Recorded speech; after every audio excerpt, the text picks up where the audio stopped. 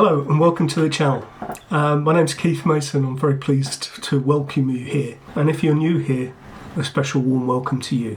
In this video I'm going to give you 7 tips which I think are useful when you're editing landscape photographs.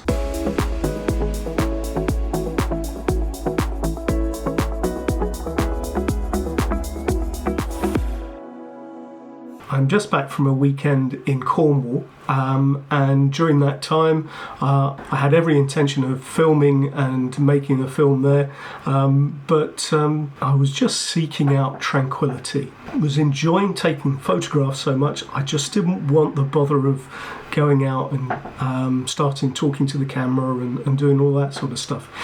But I did get some nice photos and I want to share those with you. In this video I'm going to share with you my workflow for a couple of pictures which I took, which hopefully will be useful to you if you're going through using your own Lightroom workflow, and maybe I've got 1 or 2 tips that you may not know which may be useful to you whenever you're doing an edit. The first thing that I want to talk about is what I call shooting for the edit, and I've talked about this a bit before when I've been talking about going to do theatre shoots, which is making sure that you set up your settings in the camera thinking about what you're going to do in post-production.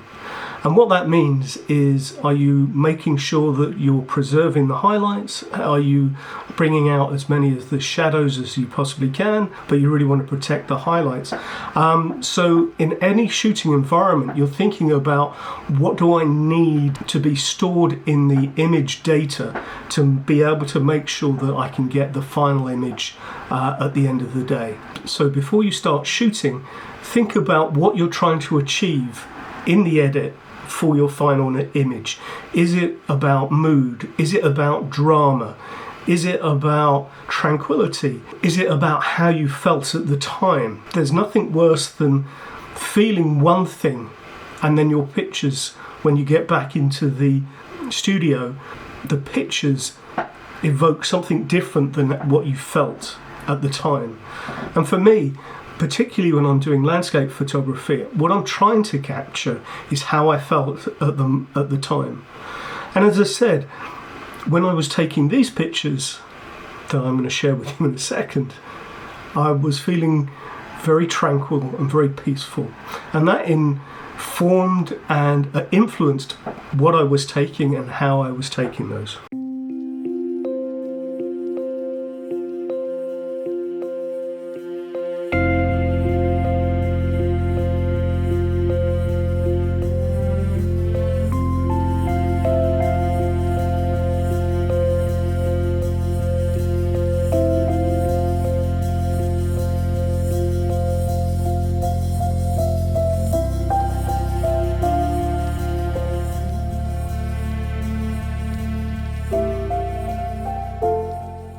So I'm going to jump over to Lightroom and walk you through some of my edits.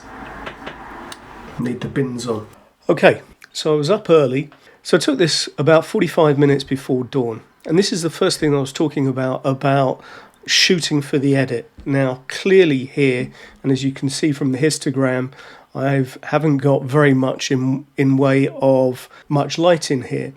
But obviously, the lights across here are very bright. So if I had shot for what would be the rest of the scene, all of the lights would have been overexposed, and indeed they probably are showing overexposed here. So that's the first thing. I was thinking about the lights when I was shooting. Now here what I'm trying to do is use the high tide and the water across the beach to try and get this colourful reflection across the beach.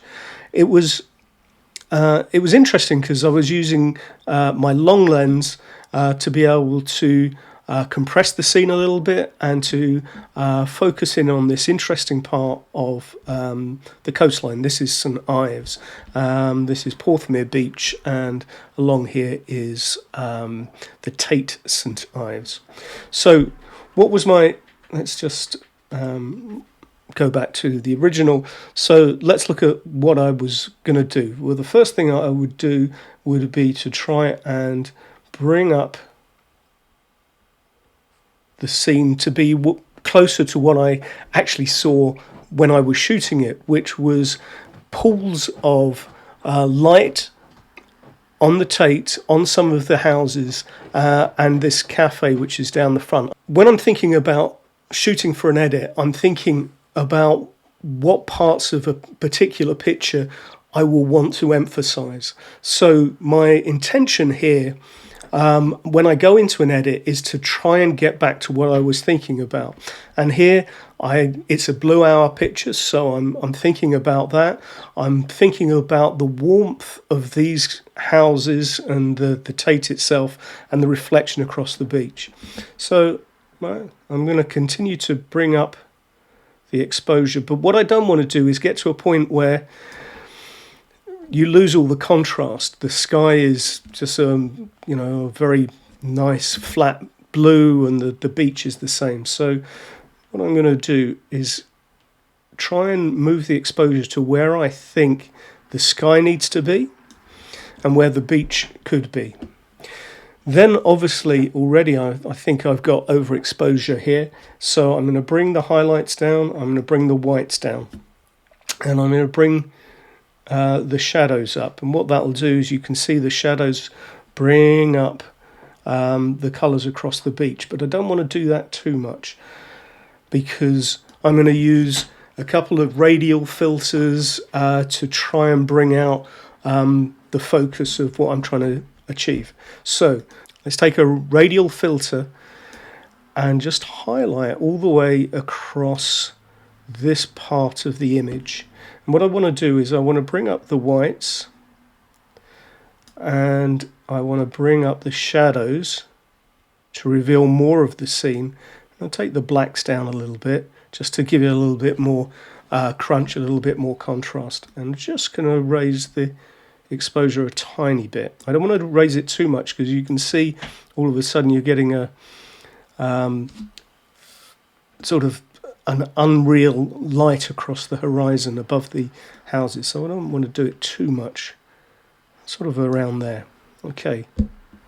Next thing I want to do is I want to be a little bit concerned about this part of the image because it's attracting the eye, which is great, but it's maybe just a little bit too bright. So I'm going to use another radial filter, and I'm just going to take what is a cafe and actually a recycling truck, and I'm just going to bring that part of the image, the exposure on that, just down a little bit and a little bit down on the highlights.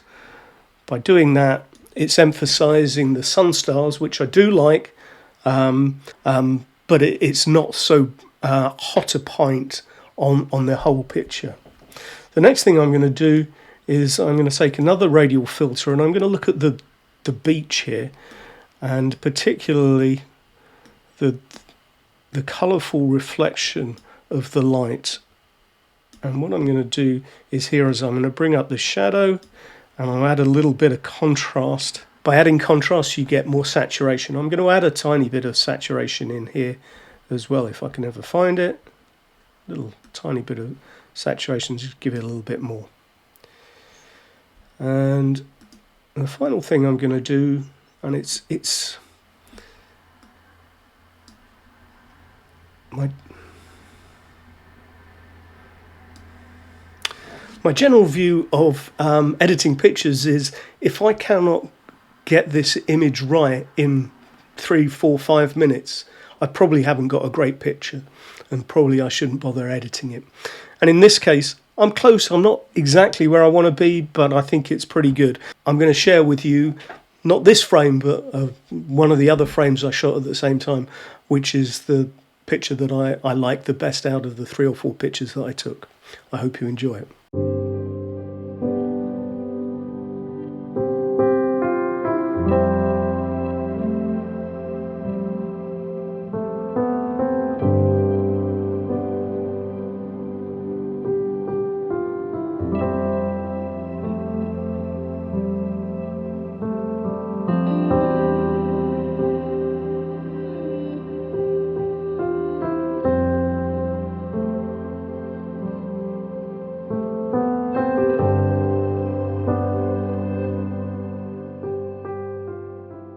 So after taking that photo of the Tate and Porthmead beach, I went on to Porthgwydden Beach, which is one of my favourite beaches for sunrise, and which brings me to my first tip for workflow for landscape photography, and that is always shoot raw, because it gives you the ability to change the white balance in post hoc, which can dramatically impact the feeling that you get from a particular picture.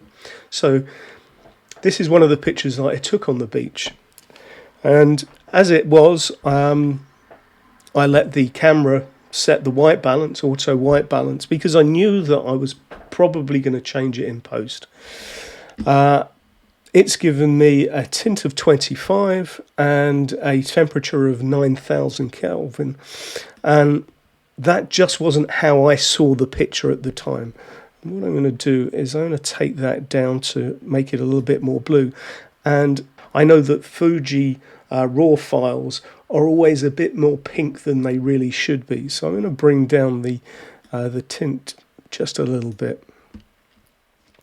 And that way I think I can see the blues there, I can see some of the greens. It's a very dark image because I've shot to preserve the highlights. And that brings me to my second tip around white balance and trying to get that right in post, is your phone is your friend. I've been quite surprised with my phone, my iPhone, the white balance, the auto white balance for my phone often gives a better representation of what I'm seeing at the time. So I often take a reference picture with my phone just to make sure, just to look back. So how would I edit this? First off, obviously, it's a little dark. You can see there's a lot of space here on the histogram on the right, so I'm going to move that forward. I've moved this forward. I'm going to bring down the highlights a little bit and the whites, and I'll push up the shadows. Okay. It's beginning to look a little bit better. I'm not going to touch the clarity or anything like that. And one of the great things in Lightroom is it now masks the sky incredibly well. So I'm going to work a little bit on the sky. I'm going to pick a mask and pick a sky, because I want to bring out some of these colours across the horizon and some of this mackerel sky on the right-hand side, on the left-hand side. So I'm going to start off with a little dehaze, which gives me much nicer contrast. You can see now the shape of the clouds here, and you've got some lovely detail across here. And I'm also going to bring down the highlights a little bit and push up the shadows, which brings me to my third tip, which is the sky always has to be brighter than the ground. So when you're doing these edits and you get into looking at your particular sky and trying to bring out details and that, don't forget to look at the entire picture. So the next tip that I would have is that the preview window is always really good to be able to see the effect on your whole image. Go over to the navigator image, because that can give you an instant indication of what the overall balance is on your picture, in a way much better than the big picture. So what I'm going to do here, now I've got the texture and the colour and the detail in the sky, I'm just going to bring that up, the exposure up a little bit, because I want it to be brighter than the foreground. Okay, the next thing I want to do is I want to highlight the whites of the waves across the beach, and to do that I'm going to use another filter. I'm going to use a linear filter, and I bring up the whites and I push up the contrast a little bit and just bring up the overall exposure. Okay, that's good. So that's looking quite nice. And I'm left with this headland here. and I can't really see very much of the detail, so I'm going to use a radial filter across here.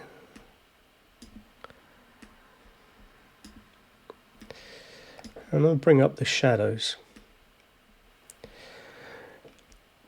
Which brings me to my next tip, which is always think about where the light is coming from when you're adjusting the shadows in some of your items. So here you can tell the light is coming from behind this headland. So it is unlikely that this headland should be very well lit because it's early morning, and you know the light just doesn't fall like that. So what I'm going to do is just be a little bit more circumspect with the use of raising the shadows, just so that we can pull out some of the detail along here and these steps, etc., but not so much that it would be unrealistic. So my sixth tip is to walk away. When you think that you've finished your edit, go away, go get a cup of tea and come back, because when you come back, you'll look at your picture with fresh eyes and you'll maybe see that you've maybe over-edited.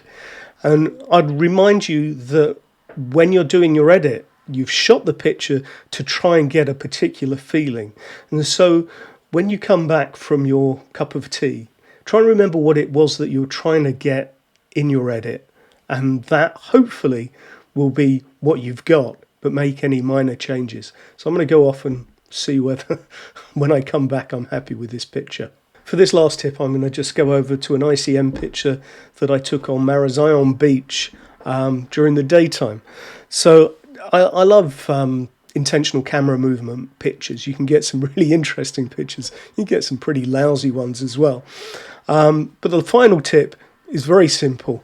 Adjust your horizons. Now, obviously, when I take ICM pictures, I obviously sort of go at a funny angle, because as you can see here, this is Marazion, this is St Michael's Mount, and there is the sea, and the horizon is all over the place, and this picture needs a proper horizon.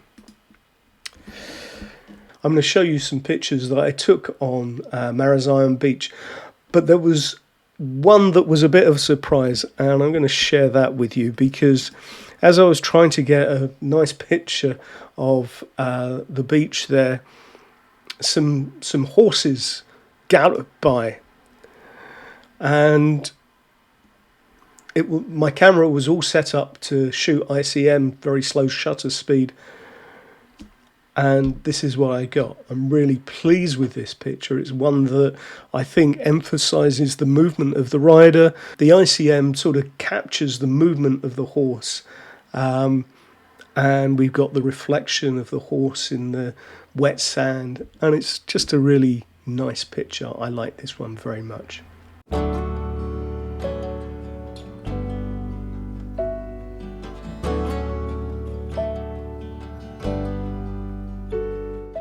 So there you go. I hope you found my tips useful. I hope that you may be able to fold them into some of your workflow. I'm going to leave you with some of the pictures that I took over the weekend, and I hope you found the video useful or interesting or entertaining. And if you have, please give it a thumbs up. It makes a big difference to this channel. And maybe think about subscribing. Until the next one, bye for now.